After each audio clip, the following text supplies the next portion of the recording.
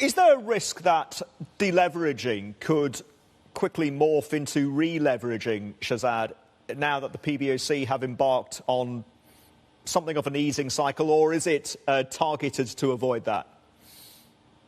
Couple of things here. First of all, for years, there was a lot of talk of deleveraging in the Chinese economy, and it just was never the case. 2017 all the way up to 2019. We didn't see deleveraging take place the way people thought that happened. Now, over the course of 2021, we've actually seen overall credit supply naturally slow down. But in China Beige Book numbers, we've most certainly seen corporate borrowing fall down to record low numbers. Now, we think this is going to change for sure. 2022, it's a party Congress year. It's a politically sensitive year. We are going to see some amount of policy easing, even some amounts of stimulus, especially compared to 2021, which was just exceptionally tight.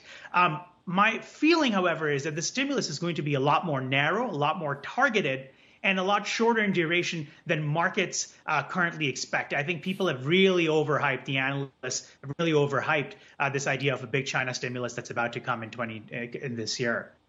All right, so this whole idea of a big China stimulus right now doesn't appear to be eventuating, much more targeted, maybe surgical, and in the whole scheme of things, if you want to look at it this way, in terms of imagery, it's more sort of a small energy bar as opposed to changing your diet wholesale to high protein or something like that. But if Omicron goes nuts, that's a different story. That is when they're going to have to lay things out, right? In a broad way. That's right. That is the one thing, right? So we have to see just how badly does Omicron hurt the Chinese economy.